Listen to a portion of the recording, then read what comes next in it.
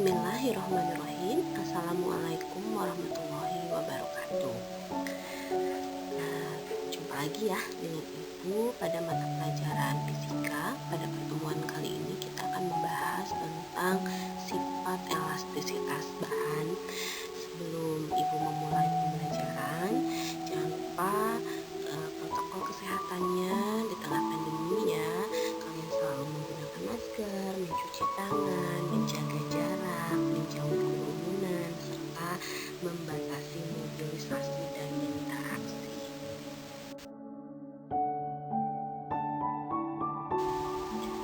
Pertama-tama Ibu mohon maaf jika suara Ibu sedikit kurang jelas ya, sedikit serak.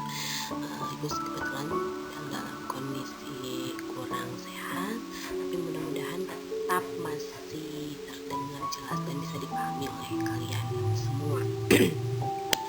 Nah, sebelum kita mempelajari lebih lanjut tentang elastisitas bahan, alangkah baiknya kalian mempelajari dulu apa manfaat kita mempelajari elastisitas bahan.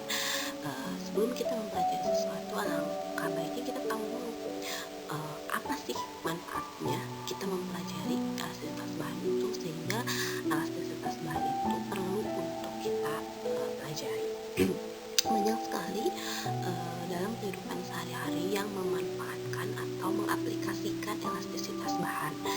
Nah, Ibu berikan contoh yang sangat sederhana dulu gitu ya. Di sana ada beberapa anak yang sedang bermain karet dan ada seorang anak yang sedang bermain ketepel. Nah, pada karet dan ketepel itu adalah salah satu aplikasi dari elastisitas bahan. Nah, selain dari dua contoh sederhana ini, masih banyak lagi contoh-contoh yang lainnya yang akan nanti kita pelajari selanjutnya gitu ya.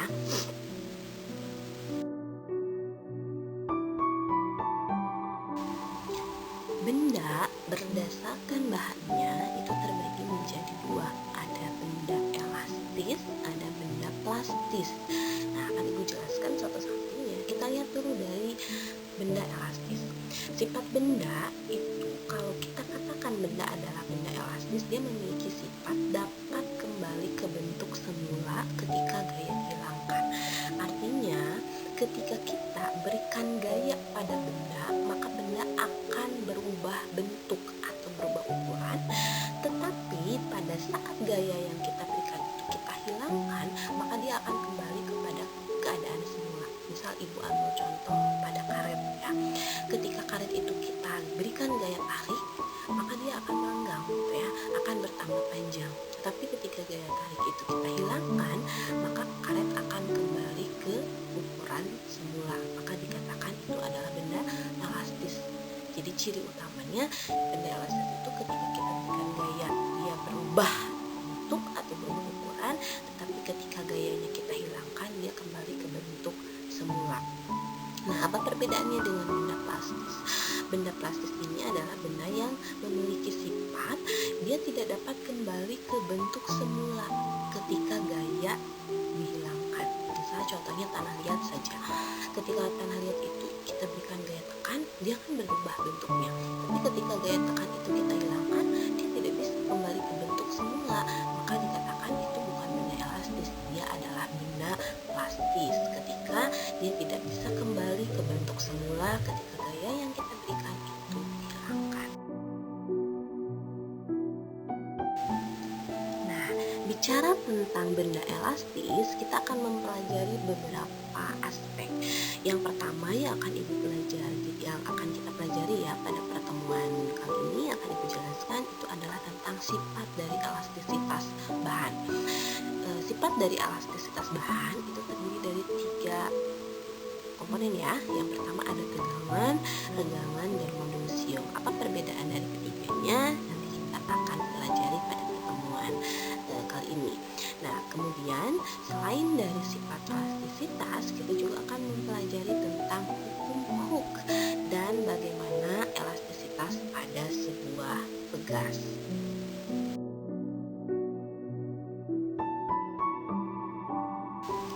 Seperti yang sudah Ibu jelaskan di awal, sifat elastisitas itu ada 3 ya, ada tegangan, regangan, dan modulus ion. Kita bahas satu-satu.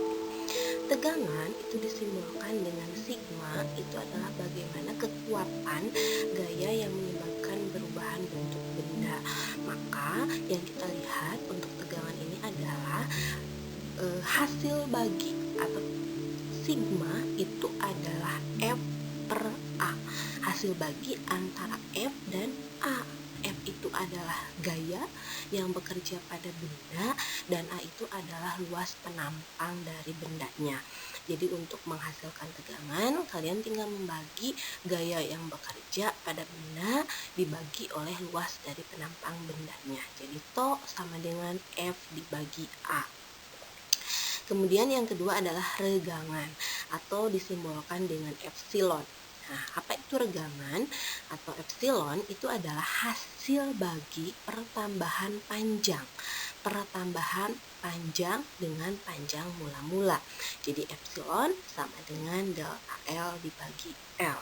Ada yang menuliskan L atau L0 atau L awal, itu bebas ya simbolnya.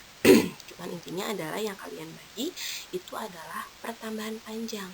Pertambahan panjang itu adalah berarti ya ketika kita berikan gaya pada benda kan akan bertambah panjang. Nah, perubahan dari panjang awal ke panjang akhir itu adalah pertambahan panjangnya.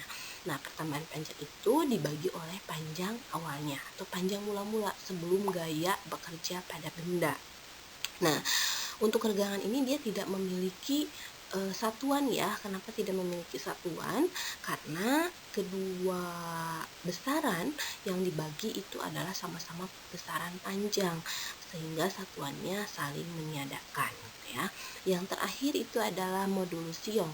Nah, pada modulus ion ini kita hanya tinggal membagi antara tegangan atau sigma dan regangan atau epsilon. Jadi kalau tegangan dan regangannya sudah ada, untuk modulus ion ya kalian tinggal bagi saja tegangan dibagi oleh regangan. Nah, tetapi kalau besaran tegangan dan regangannya belum diketahui, maka kalian bisa membagi besaran-besaran yang ada pada tegangan dan regangan. Jadi tadi kan Ibu di awal sudah bilang tegangan itu F dibagi A, regangan itu delta R per L, maka modulus ion itu kalau misalnya kita masukkan besaran-besarannya berarti tinggal F dikali L. F itu gaya, L itu adalah panjang mula-mula, tinggal dibagi oleh A dikali delta L. A-nya luas penampang dari benda dan delta L-nya adalah pertambahan panjang benda. Nah, ini untuk daftar beberapa nilai dari modulus ion. Tidak perlu dihafal ya, karena kalau nanti ada di soal itu sebenarnya ini hanya untuk menunjukkan saja. Kalian bisa lihat di sini perbandingan antara beberapa bahan dengan nilai modulus ion yang berbeda-beda. Untuk mempermudah kalian memahami tentang tegangan-tegangan dan modulus ion, itu langsung sajikan satu contoh soal yang mencakup ketiganya ya. Pertama-tama di sini kita lihat soalnya, luas penampang luar itu adalah 4 mm persegi. Maka kita langsung tuliskan besaran yang diketahuinya adalah A ya, karena luas penampang itu simbolnya adalah A sama dengan 4 mm persegi. Nah, di sini kan kalian bisa lihat satuannya itu dalam milimeter, sementara kalau luas penampang satuannya harus dalam meter. Maka kita lakukan konversi satuan. Nah, 4 mm ke meter itu kan 3 kali naik ya, dari milimeter ke meter itu 3 kali naik. Karena di sini pangkatnya persegi, maka 1 kali naiknya adalah 100. Berarti 4 dibagi oleh 1 juta ya, karena 3 kali naik berarti pangkatnya 6. Maka di sini hasilnya adalah 0,00004 meter persegi. Tapi kalau kalian masih ingat waktu itu sempat dijelaskan tentang notasi ilmiah, itu akan lebih mudah karena kita akan gunakan notasi ilmiah di sini kayak menyederhanakan penulisan bentuk bilangan yang terlalu banyak nol seperti ini ya desimalnya. Maka bisa kita langsung tulis kalau sudah kalian paham tentang notasi ilmiah. Waktu itu kan Ibu sudah jelaskan polanya adalah A dikali 10 pangkat N, dimana pangkat N ini dia bisa bernilai positif dan negatif tergantung bilangan yang akan kita buat ke dalam notasi ilmiah. Kalau bilangannya adalah desimal berarti pangkatnya negatif, kalau bilangan-bilangan besar seperti jutaan, ribuan dan sebagainya maka pangkatnya adalah positif. Nah, di sini kita tahu kan di depannya 4, maka A-nya kita langsung tulis aja 4 dikali 10 pangkat. Nah, pangkatnya ini karena dia desimal pasti pangkatnya adalah negatif. Nah, negatif berapa? Kita tinggal lihat dari tadi, dari milimeter ke meter itu 3 kali naik. Satu kali naiknya itu adalah 100, berarti satu kali naiknya pangkatnya 2. Nolnya 2 kan, jadi kalau satu kalinya 2, 3 kalinya berarti 6. Maka kita tulis pangkat negatif 6. Kemudian dia bilang bahwa panjang awal kawatnya adalah 80 cm. Maka 80 cm itu tinggal dibagi 100 ya untuk ke meter, 80 dibagi 100 itu ada 0,8. Maka kalau dibuat notasi ilmiah tinggal kita tuliskan 8 dikali 10 pangkat min 1. Kemudian gayanya ya, gaya pekerjaannya itu adalah 3,2 Newton dan pertambahan panjangnya adalah 0,04 cm. Maka kalau kita buat ke dalam meter itu adalah 0,0004 meter. Kalau kita buat ke dalam notasi ilmiah tadi tinggal kita tuliskan 4 dikali 10 pangkat min 4 meter. Ibu tidak terlalu rinci ya menjelaskan tentang notasi ilmiah karena ini sudah pernah kita pelajari waktu itu, jadi ini hanya untuk penyederhanaan penulisan supaya kalian lebih mempermudah gitu ya. Oke, untuk mencari modulus ion kita harus cari terlebih dahulu tegangannya. Tadi tegangan itu disimbolkan dengan sigma, itu adalah gaya yang bekerja pada benda atau F dibagi dengan luas penampangnya atau A. Jadi kalian tinggal bagi saja F-nya oleh A. Kita kan udah dapat nilai F-nya adalah 3,2. Nah, nilai A-nya tadi adalah 4 dikali 10 pangkat min 6. Nah, kalau 3,2 dibagi 4 itu kan dapat 0,8 ya, 0,8. Nah, ini pangkat itu kan di bawah negatif, berarti kalau naik ke atas jadi positif. Berarti 0,8 dikali 10 pangkat 6. Berarti hasilnya adalah 800.000 Newton per meter. Untuk epsilonnya, kalian tinggal membagi pertambahan panjangnya. Tadi kita tahu pertambahan panjangnya adalah 4 dikali 10 pangkat min 4, tinggal dibagi oleh panjang mula-mulanya, yaitu 8 dikali 10 pangkat min 1. 4 bagi 8 itu kan setengah ya, 0,5. Tinggal di sini min 4 dikurangi min 1. 10 pangkatnya, berarti pangkatnya yang dikurangi ya. Kalau dibagi, pangkat dibagi itu sama dengan dikurang, sudah pernah Ibu jelaskan waktu itu. Berarti tinggal min 4 dikurangi min 1, berarti sama dengan min 4 tambah 1, berarti sisanya adalah min 3 ya. Berarti 0,5 dikali 10 pangkat min 3, berarti kalau kita buat jadi 5 ya berarti pangkatnya jadi 10 pangkat min 4 ditambah 1 ya. Oke, terakhir untuk mencari modulus ionnya kalian tinggal membagi sigma atau tegangan dengan epsilon atau regangan, itu tinggal kalian bagi saja 800.000 dibagi 5 kali 10 pangkat min 4, hasilnya adalah 1,6 dikali 10 pangkat 9 ya.